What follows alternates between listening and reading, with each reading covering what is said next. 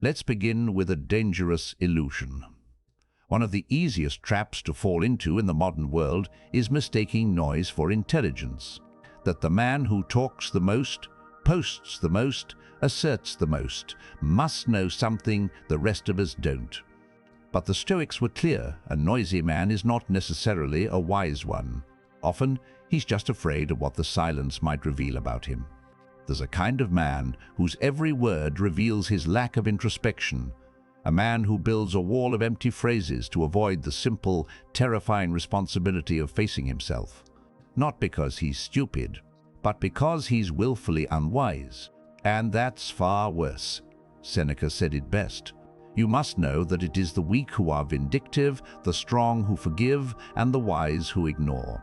But the foolish man, the idiot, doesn't forgive, doesn't ignore, and doesn't reflect. He reacts, constantly, loudly, carelessly." This video is not about ridicule. It's about recognition, because the 6 phrases we're going to explore are not just things others say. At one point or another, you've said at least one, maybe 2, maybe all of them, and if we're not careful, if we don't stop and sharpen our soul like a blade before battle, we may find ourselves living lives built entirely on these 6 lies. The first phrase a foolish man always says is this: "That's just the way I am." On the surface, it sounds like honesty, a declaration of self-awareness. I know myself. I'm not fake. This is me. Take it or leave it. And in a world addicted to masks, it almost passes for virtue. But listen closely, because hidden beneath that phrase is not self-knowledge, but surrender. A quiet, dangerous surrender to stagnation. This is the battle cry of a man who has stopped growing, or worse, never started. He uses this phrase not to reveal himself, but to protect himself. He turns his worst traits into identity. His defensiveness becomes, "I'm just direct." His laziness becomes, "I'm just chill." His temper becomes, "I'm passionate." But the Stoics would never have accepted such reasoning. In fact, it directly opposes everything they stood for. To be Stoic is to believe in the plasticity of the soul, in your ability to reshape yourself through reason and virtue, no matter how flawed you begin. Marcus Aurelius wrote, "Be tolerant with others and strict with yourself." But the fool is strict with others and endlessly tolerant of his own bad habits. He demands that the world adapt to his chaos and then calls it authenticity. This is not self-respect. It is self-abandonment. He is not defending who he truly is. He is defending who he refuses to stop being. And the worst part? He thinks it makes him strong.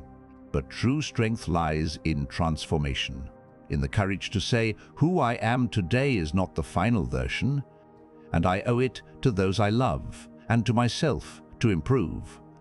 To improve. When a man says, "That's just the way I am," he is closing the door on virtue. He's choosing comfort over character. He's confusing permanence with power. The Stoic doesn't say, "Take it or leave it." He says, "Watch who I'm becoming." The second phrase is no less toxic. In fact, it's often spoken with more aggression, more pride, more empty thunder. It goes like this: "Nobody tells me what to do." Now, this one sounds tough, rebellious, assertive. It's often worn as a badge of independence. But what it actually reveals is a man ruled entirely by his ego.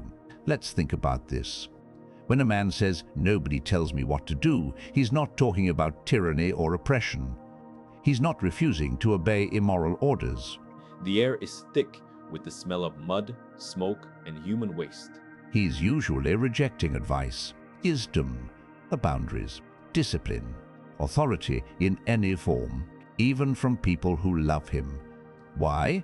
Because deep down he's terrified of being wrong, terrified of being seen as teachable.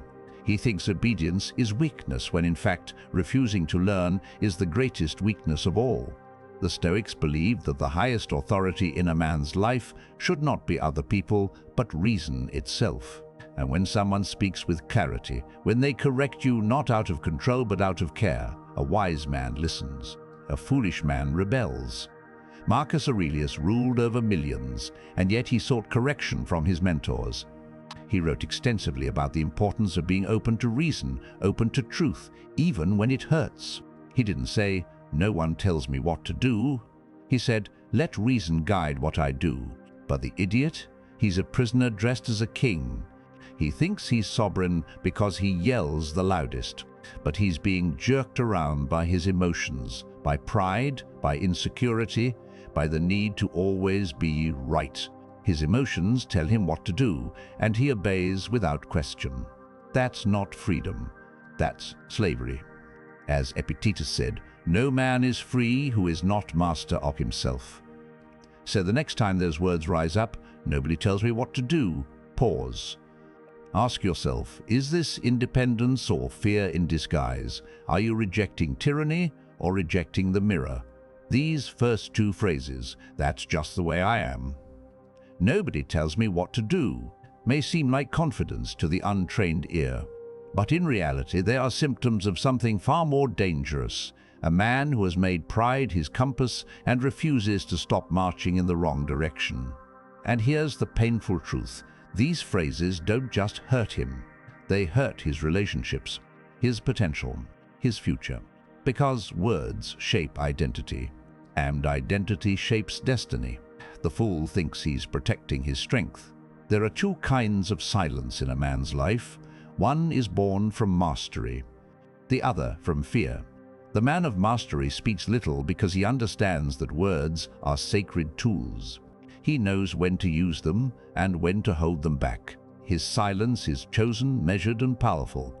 The fool, however, uses silence differently, not as a weapon of clarity, but as a shield to hide behind. He withdraws, shrugs, or scoffs, not because he's calm, but because he doesn't know what to say when faced with truth. He acts like he doesn't care because he's terrified of what might happen if he did. This brings us to the third phrase that reveals a foolish man's inner workings. 3. I don't care what anyone thinks. At first, this one sounds admirable.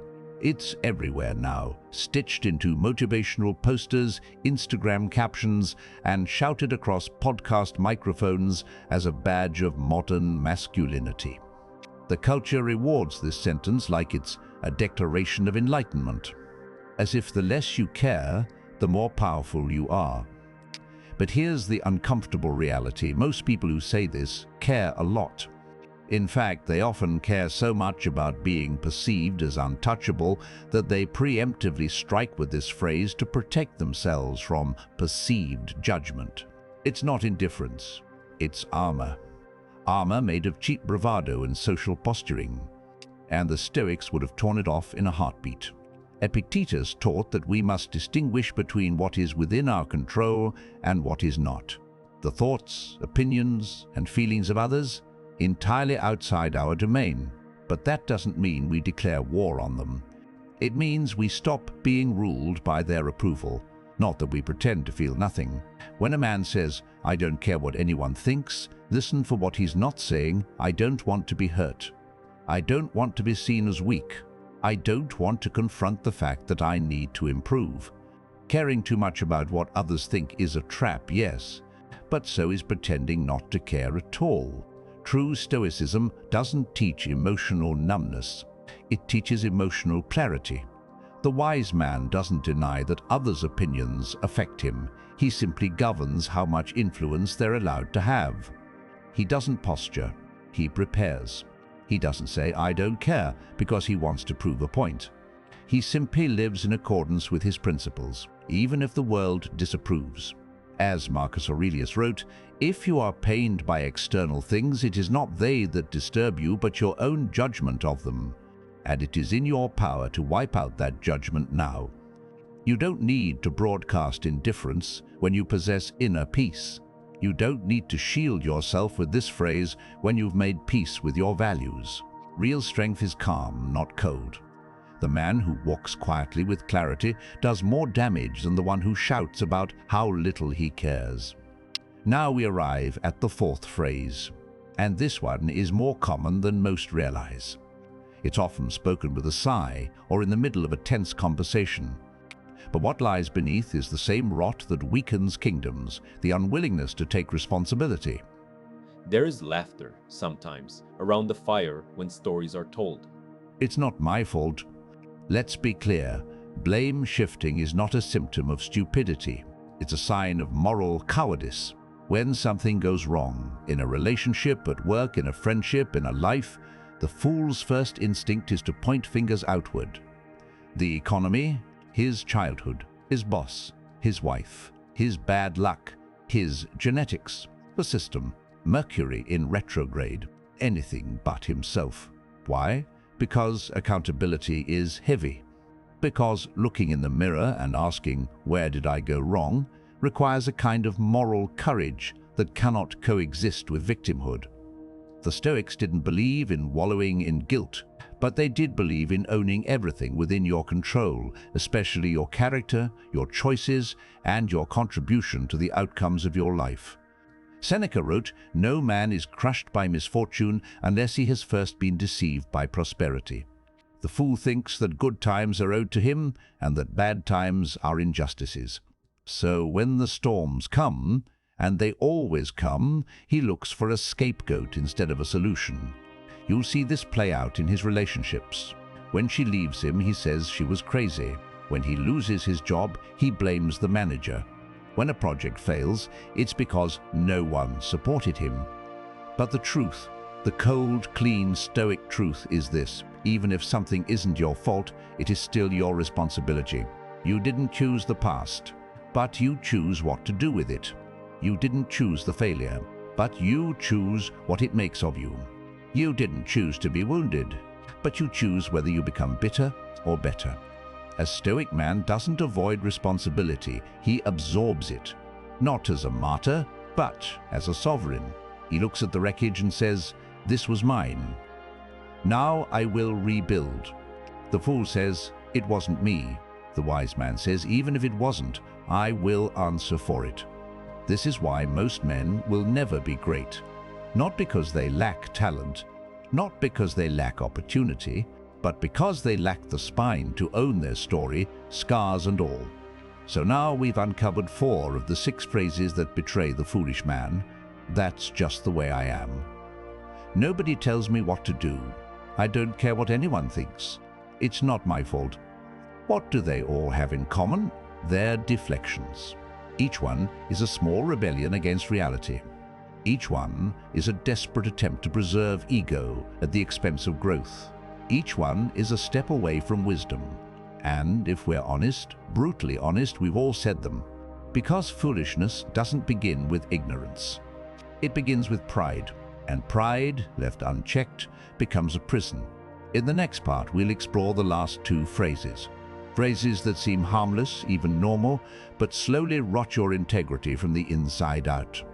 You don't always recognize the final stages of moral decay when they arrive. They don't knock loudly. They don't roar like arrogance or spark like pride. No, they whisper, they smirk, they shrug. By the time a man is saying the last 2 phrases on this list, he's not always angry or reactive anymore. He's tired, disconnected, emotionally lazy. But that doesn't make him wise. It makes him dangerous to himself and others. Let's begin with the 5th phrase, 5. I'll do it later. This might be the softest sounding phrase on the list, and also one of the most ruinous.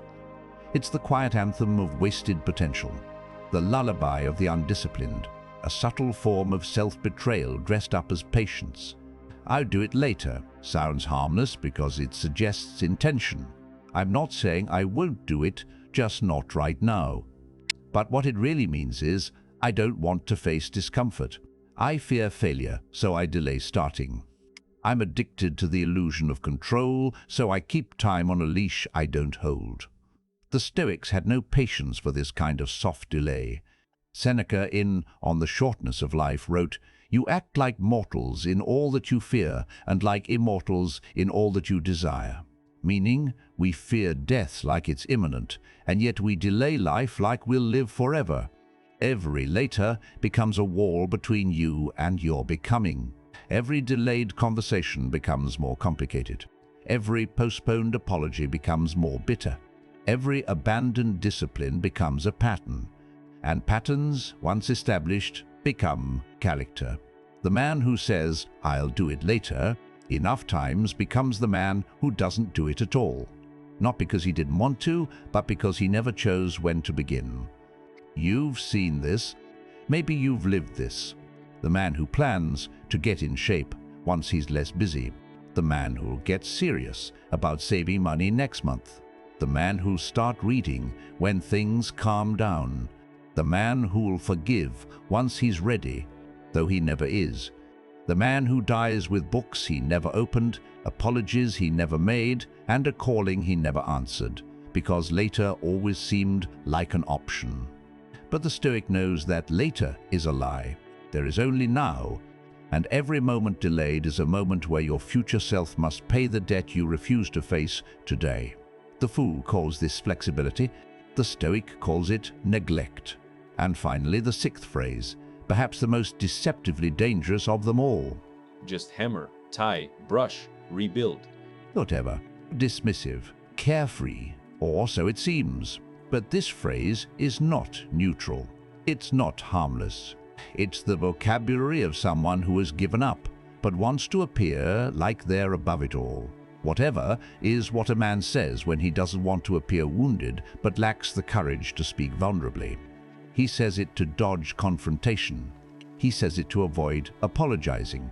He says it when someone calls him out, not because he has clarity, but because he's emotionally cornered. The Stoics valued emotional restraint, yes, but not emotional detachment. They train for life, not against it. Whatever is not detachment. It's evasion. The man who says whatever is rarely at peace. He's often overwhelmed but lacks the vocabulary or the spine to express that pain with dignity. So he shrugs. He scoffs. He disengages. And people call it Stoic because it looks cold on the outside. But the real Stoic doesn't shrug to avoid. He confronts reality, then chooses silence if necessary from a position of control. There's a massive difference between saying, "I'm choosing not to respond because it serves no purpose," and saying, "Whatever, because you're too wounded to say the truth. That hurt me." Whatever isn't strength. It's resignation, a quiet quitting of the emotional battlefield. A refusal to engage in the difficult conversations that make intimacy, healing, or reconciliation possible. The wise man may choose not to speak, but he never hides. The real danger of these 6 phrases. Now that we've reached the end of the list, here's the part that matters most. These phrases, these 6 declarations of the foolish man, are not just things we hear from others. They're things we hear in our own heads. They creep in during moments of weakness, fatigue, embarrassment, or fear. They whisper to us when we're not grounded in our values. They seduce us with ease, convenience, pride, and comfort. That's just the way I am. And everyone in your village knows it. Nobody tells me what to do. But when the clouds gather the wrong way, when the ground is too wet or not wet enough, or the summer heat arrives 2 weeks too soon, you feel the air change. I don't care what anyone thinks. Famine doesn't look like paintings or stories. It's not my fault. It begins with quiet, uneasy glances at the sky. I'll do it later. With rice seedlings stunted from cold. Whatever. On their own, they're not catastrophic. But when they become habits, when they go unchallenged, they slowly build a life that's small, bitter, unaccountable, and full of regret. Because behind each phrase is a man who refuses to change. And the man who refuses to change will never know peace. The Stoic challenge is not to become flawless. It is to become aware, to catch yourself in the moment of saying one of these lines, and to stop, to replace them with silence, or better yet, with something true. The world is full of foolish men. What separates you is not that you've never been one, but that you no longer accept it. You rise above it, not with words, but with self-governance. In the next parts, we'll go beyond the list and explore how to reprogram these reflexes, how to rebuild your inner dialogue, and how Stoic practices like journaling, premeditatio malorum, and voluntary hardship can sharpen your speech until it reflects the power of your mind. This is only the beginning. Recognizing the language of the fool is only the first step. Any man can observe a fire, but only the disciplined man learns to extinguish it, or better yet, prevent it. So the question now becomes, how do you rebuild your inner voice?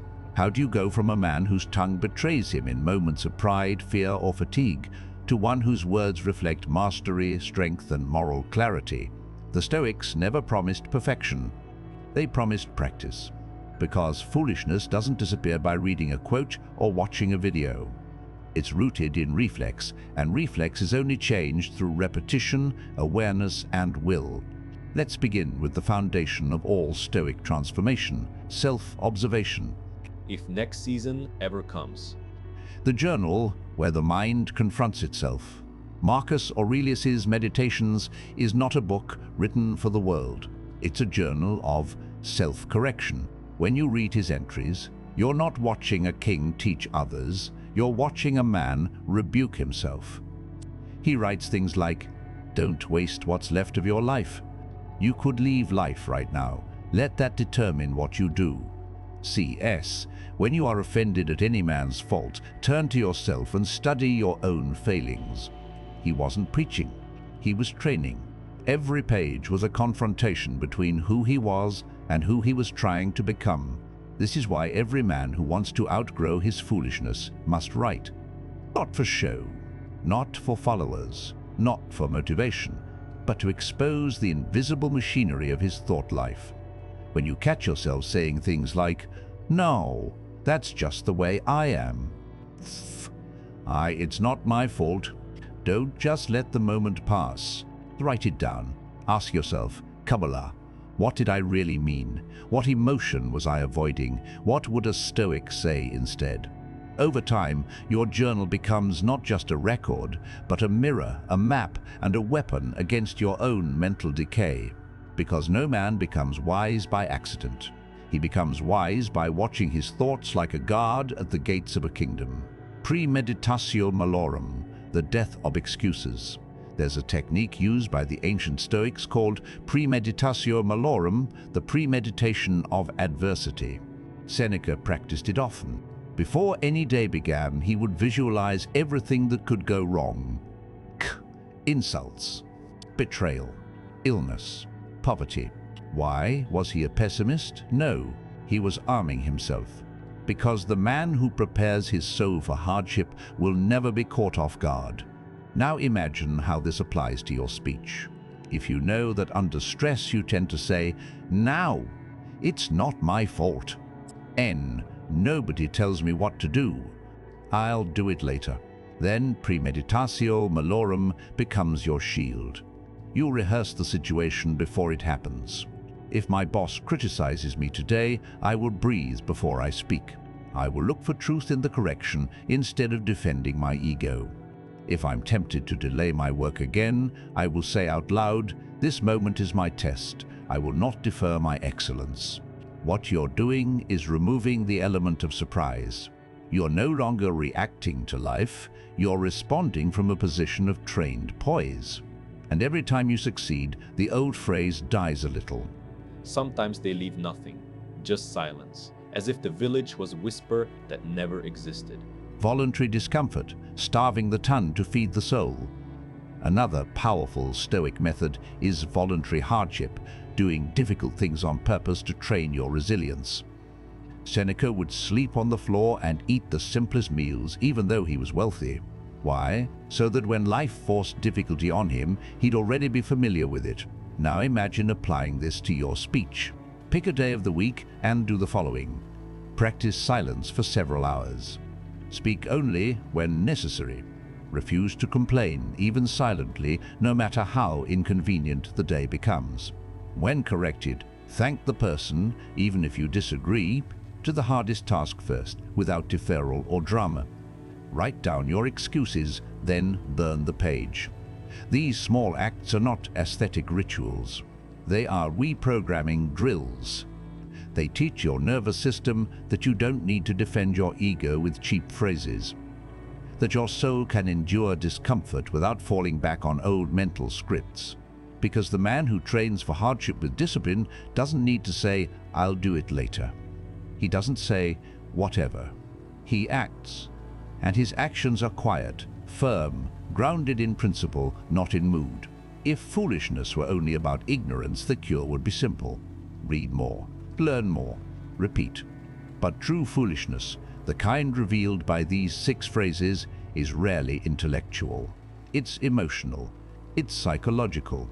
It's an armor forged in childhood, stress, trauma, and habit, a way of surviving a world that once felt too large to face nakedly. You weren't born saying, "That's just the way I am." You learned to say that after enough people tried to change you, and it hurt. You weren't born saying, "Whatever." You learned to shrug when your voice wasn't heard, or when it was punished. The Stoics understood this better than most people realize. Though they used the language of reason, they never denied emotion. They simply saw emotion as a symptom, a signal of misjudgment, a call to confront what lies beneath. So in this part, we'll unmask the deeper psychological root of each phrase, because you can't uproot a tree by cutting the leaves. You need to go down to the soil. But here's the paradox. In theory, peasants weren't at the bottom. That's just the way I am. Root, fear of rejection and identity, confusion. This phrase isn't just stubbornness, it's fear. The man who says this has likely been shamed or humiliated in the past for being too emotional, too soft, too different, too imperfect. So now, instead of risking rejection again, he plants himself in stone. But here's the catch. He's not defending his true self. He's defending his unchallenged self, the version he became to survive, not to thrive. Not to thrive. When you say, "This is just who I am," what you often mean is, "This is who I had to become when no one helped me grow." And Stoicism asks, is that version still serving you? Marcus Aurelius constantly reminded himself, you have power over your mind. That means your personality is not your destiny. It's your starting point. And your duty is to refine it, not protect it from evolution. And so you bowed. Nobody tells me what to do. Root past experiences of control, humiliation, or powerlessness. This one often grows from early experiences of domination, whether by a parent, a teacher, a bully, or an institution. The man who says, "Nobody tells me what to do," isn't expressing strength. He's expressing unfinished rebellion. He may have felt voiceless once. Now he overcorrects. He can't distinguish between being guided and being controlled. To him, authority always equals oppression. But here's the paradox. In trying to avoid being ruled, he becomes enslaved. To his pride, his defiance, his inability to listen. The Stoic, by contrast, chooses guidance when it aligns with reason. He does not fear correction. He welcomes it even when it stings, because he fears stagnation more than he fears being wrong. As Epictetus wrote, if someone shows you that what you think or do is not right, must you not change? 3. I don't care what anyone thinks. Root, shame, social rejection, and emotional numbing. This phrase is the anthem of the emotionally wounded. It's what a man says after being mocked too many times, after trying to impress people and failing, after being betrayed when he once cared. So now, to avoid that pain again, he builds an icy shell. He calls it confidence. But inside, he still longs to be seen, just on his terms, with no risk. This is why the man who says, "I don't care what people think," often obsesses over optics. He still cares. He's just tired of hurting. The Stoic solution is not to become numb. It's to become discerning. Seneca advised, the approval of the crowd is worthless. But he didn't say, become an island. He said, be guided by principle, not applause. That means you can still care deeply about living with integrity, but you must stop depending on external validation to confirm your worth. Now, some exciting news. Our channel now offers a members club. By joining it, you'll unlock exclusive benefits, deeper content dives, and personal insights. Join us on this journey and let's build a meaningful life together. And I also humbly ask you to leave a comment, as it helps my channel immensely. If you do not know what to comment, just write "better every day," so I know you reached this far. And don't forget to subscribe for more content like this. Also, I've linked some books on Stoicism that helped me become the man I am today, and will also help you achieve a Stoic mindset. 4. It's not my fault. Root, learned helplessness, shame, and moral evasion, blame shifting is often modeled. You watch others, maybe your father, maybe authority figures, avoid responsibility, and you mimic them. Or maybe when you tried to take responsibility, you were punished too harshly. So you learned, own nothing, escape, protect yourself. But this reflex left unchecked will rot your character. Because over time, it makes you allergic to introspection. You become skilled at self-defense and weak at self-awareness. The Stoic teaches you to reverse that. Marcus wrote, "When you wake up in the morning, tell yourself, the people I deal with today will be meddling, ungrateful, arrogant, dishonest, jealous, and surly. But none of them can hurt me." Why? Because he trained himself not to be reactive. He trained himself to answer for his side of the equation, no matter what the world throws at him. You may not be at fault for what hurt you, but you are always responsible for what you do next. A man whose wife kept her mouth shut earned deference. I'll do it later. Root, fear of failure and self-doubt masked as confidence. Procrastination is not laziness. It's self-protection. If you never start, you never fail. If you keep your plans in the future, they never have to survive reality. The man who says, "I'll do it later," often has high standards but low self-belief. He wants perfection and he fears he can't reach it. So he delays again and again. The Stoic fights this with action in the present. Seneca wrote, "While we wait for life, life passes." The remedy isn't motivation, it's movement. Small actions, daily, without drama, without waiting to feel ready. You don't need more time, you need more truth. The truth that time is running out and this moment is your responsibility. You offered, you're right. Whatever. Root, emotional fatigue, avoidance, and powerlessness. This phrase often comes from the wounded man who has tried, failed, and now shrinks from depth.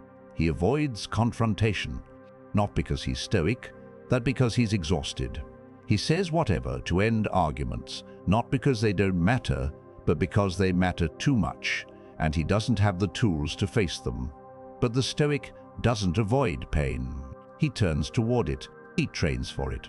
He speaks when it matters, and he stays silent only when silence serves the greater good, not because he's emotionally bankrupt. The man who says whatever thinks he's escaping discomfort, but he's really cementing his isolation. Why this matters. You cannot become wise if you don't first understand why you've been foolish. These phrases are not random. They are survival scripts you wrote when you didn't have better tools. But now you do, because no man speaks in a vacuum, and the fool's voice leaves echoes. The foolish man believes his words are disposable. He thinks a phrase, once spoken, disappears into the air, as harmless as dust, as forgettable as noise. But words don't vanish. They echo, they settle in the memory of those who hear them. They shape how people trust you, how they react to you, how they speak about you when you're not around, and long after you're gone. A single careless phrase can dissolve years of reputation. A pattern of dismissiveness can destroy an entire family line. Not with a scandal, but with something far more tragic: neglect. Because while the wise man builds, the foolish man erodes, slowly, subtly, word by word. Let's begin with your closest circle, the people who love you. Your partner. When you say, "That's just the way I am," you're not setting a boundary. You're abandoning the relationship. You're telling your partner, "I refuse to grow for you. I refuse to grow with you." Over time, this breeds resentment. Not because your partner expected perfection, but because they hoped for effort. And the man who stops growing becomes a burden. Yeah, not emotionally, existentially. When you say whatever during conflict, you signal not strength, but emotional retreat. You teach the other person that their voice doesn't matter, that their pain, confusion, and effort are not worth your full attention. Eventually, they'll stop talking to you. Not because they've run out of words, but because you've taught them it's not safe to care around you. The Stoic partner doesn't avoid discomfort. He leans into the storm calmly. He listens, speaks deliberately, and holds silence only when silence serves healing, never as a weapon. Your children, if you have children or will understand this, they're not listening to your lectures. They're watching your language. They absorb how you speak under pressure. They memorize your tone when things go wrong. They learn from how you respond to failure, emotion, and authority.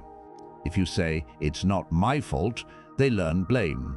If you say, "Nobody tells me what to do," they learn rebellion, not the kind that births freedom, but the kind that breeds disconnection. Children imitate speech before they understand it. So your phrases become their foundations. And one day you'll hear your own foolishness echoed in their mouths, not because they failed, but because you trained them to fail. A Stoic father raises his children not with perfect answers, but with consistent integrity. He teaches by example, by apologizing without ego, by acting before preaching, by showing how strength and humility coexist. Your friends. In friendship, phrases like, "I'll do it later," and "I don't care what they think," rot the bond quietly. You cancel. You flake. You downplay your failures. You mask your insecurities with indifference. And slowly your friends stop calling, not because they're shallow, but because they no longer recognize the man they once admired. The Stoic friend is different. He shows up. He listens without judgment. He speaks truth without cruelty. He holds space for discomfort without making it about himself. When he says, "I'll be there," he is. When he's wrong, he says so.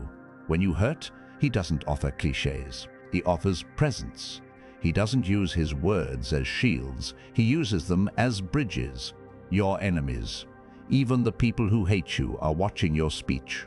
When you lash out defensively, "Nobody tells me what to do," you confirm their judgment.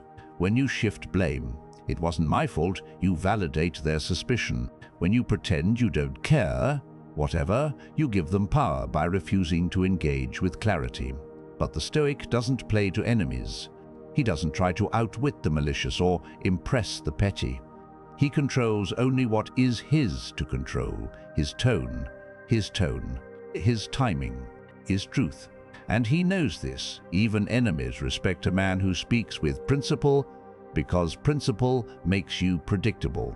And predictability in a chaotic world is a form of quiet dominance. Your reputation. People don't remember what you said on your best day. They remember how you spoke when it was hard, when you were insulted. P, when you failed. T, when you lost. While when you had every reason to lash out and didn't. The fool thinks reputation is built in moments of victory. The Stoic knows it's built in how you handle defeat. But their names endured, not because of miracles, but because of how they governed their speech under pressure. Why it matters. Every phrase you normalize today becomes a brick in the structure of your legacy. The man who repeats, "I'll do it later," dies with undone dreams. The man who repeats whatever dies unloved, not because people didn't care, but because he trained them not to.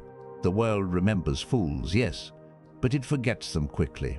The Stoic man is remembered not because he was perfect, but because he lived with deliberate speech and because his words reflected the kind of man the world rarely sees and never forgets.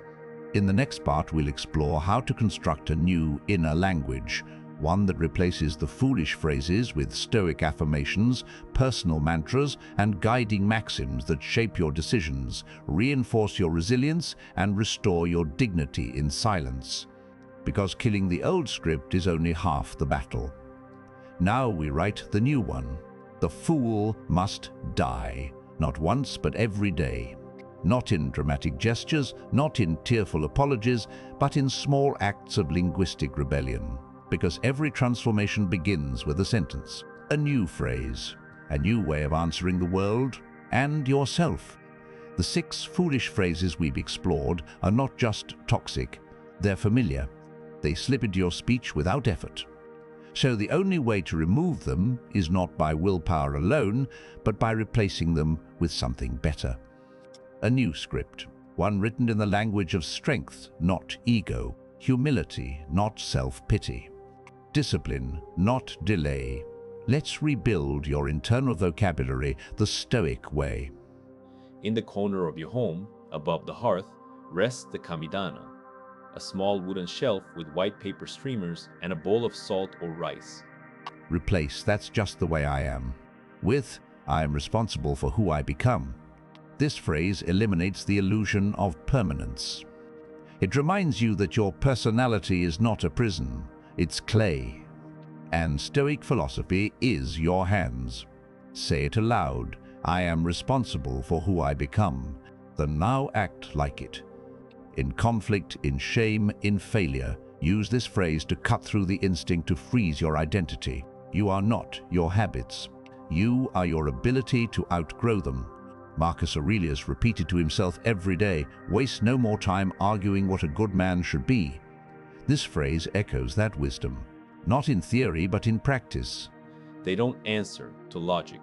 Replace "nobody tells me what to do" with "I follow reason, wherever it leads." This may be the most powerful Stoic replacement of all. It dethrones ego. It invites mentorship. It creates internal harmony. Because the goal is not to be ungoverned, the goal is to be ruled by reason, not emotion. Say it aloud, "I follow reason, wherever it leads." That means you may obey. You may concede. You may even yield, not because you are weak, but because wisdom is more important than pride. It removes the adolescent impulse to resist authority for its own sake and replaces it with calm sovereignty. You are not independent when no one commands you. You are independent when only truth does. If you must, you gesture with your chin. Replace "I don't care what anyone thinks" with "I act by principle, not applause." This phrase keeps you anchored. It doesn't pretend you don't care, because caring is human, but it reminds you that your compass is internal, not external. Say it aloud, "I act by principle, not applause." In moments of ridicule, online conflict, or private humiliation, this phrase prevents overreaction. You are not silencing emotion, you are silencing dependence. Seneca said, "If you live according to nature, you will never be poor. If according to opinion, you will never be rich." Live by your code, not their cheers. Why? No one explains. Replace "it's not my fault" with "even if it's not my fault, it's still my responsibility." This is radical Stoicism in action. You're not confessing guilt, you're choosing ownership, because blame is about ego. Responsibility is about virtue. Say it aloud, "even if it's not my fault, it's still my responsibility." This phrase reframes everything. You stop looking for someone to punish. You start asking, "What can I do now?" Even when you've been wronged, this mindset keeps you in command of your next step, and that's where dignity lives. You consult the village's kanushi, or wandering monk, who burns incense, chants, and perhaps waves a gohei, a sacred wand, over the body. Replace "I'll do it later" with "this is the moment I've been given." This is the antidote to procrastination and perfectionism. You remove all escape routes. You ground yourself in the Stoic truth that only the present is real. Say it aloud, "This is the moment I've been given," and then act. Begin the letter. Start the workout. Make the phone call. Open the book. Say what needs to be said. Later doesn't exist. Now is your test. Now is your chance. Now is your duty. You bow deeply. Replace "whatever" with "this matters and I choose how to respond." This is how the Stoic speaks when tempted to emotionally withdraw. You don't pretend the moment is small, you honor it, even if it's painful, even if it's awkward. Say it aloud, "this matters and I choose how to respond." It gives you space to breathe, to feel, to pause without surrendering, to speak, not to win, but to clarify. The Stoic never shrinks from difficulty, But he doesn't let it drag him into chaos either. He responds calmly, cleanly, on his own terms. The practice of replacing language. These phrases, these new declarations, are not magic spells. They don't work if you say them once and forget. They work through ritual. So here's your new Stoic drill. 1. Every morning, review the 6 phrases you're trying to eliminate. The spiritual life of a peasant is not about control. Write one situation from the past week where you used one of them.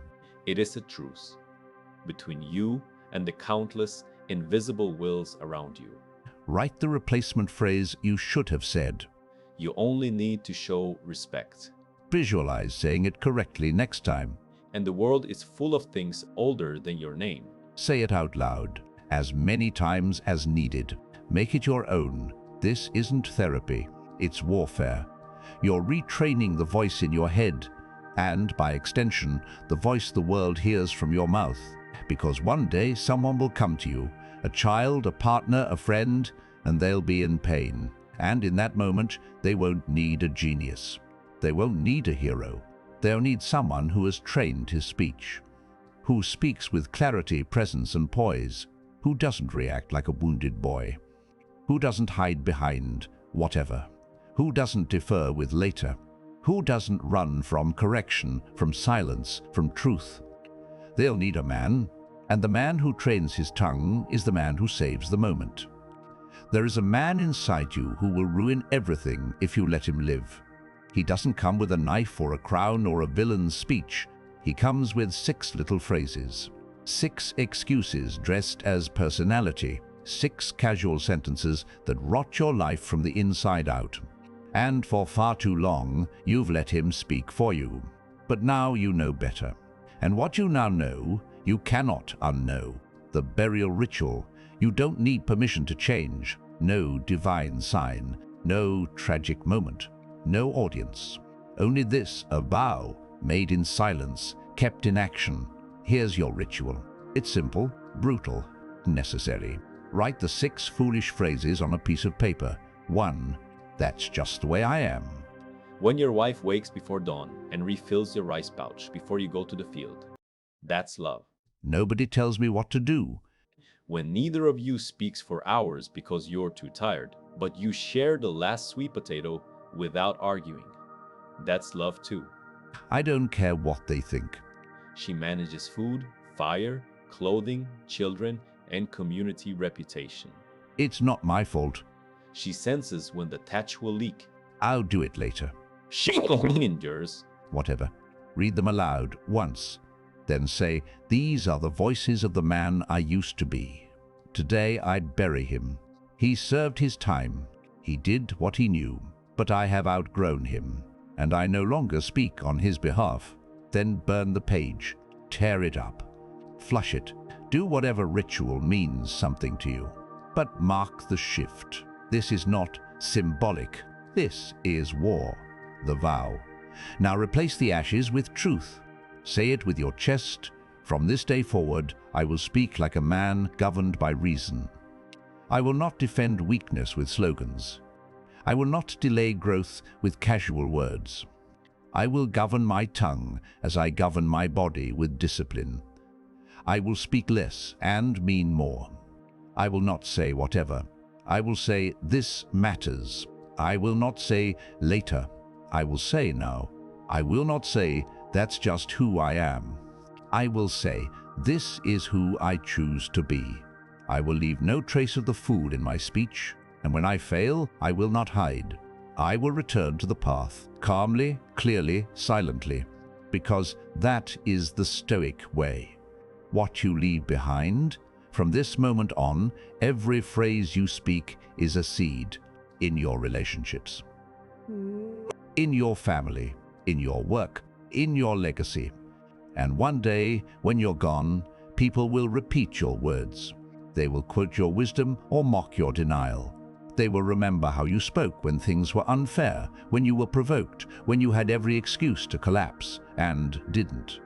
And that memory will matter, not for ego, not for reputation, but because you will have become something rare, a man whose tongue was forged in the fire of philosophy, a man whose voice was an extension of his virtue, a man who buried the fool and never dug him back up. In closing, the 6 things a foolish man always says are not unique. You hear them every day, in elevators, offices, breakups, online posts, political rants, locker rooms, living rooms. But the Stoic does not echo the crowd. He speaks as if the world is watching, even if it isn't. Because to him, every word is a moral act, every phrase a mirror of his soul, and every moment of speech is a chance to confirm that he is no longer ruled by noise, but by reason. You are that man now. Begin. Now, if any part of this message has been helpful to you, leave us your like and comment, helping the algorithm recommend it to someone who needs it at this time. Don't forget to subscribe so you don't miss new videos. And if you look through the videos we've already uploaded, you're sure to find something to take with you. Have a good day.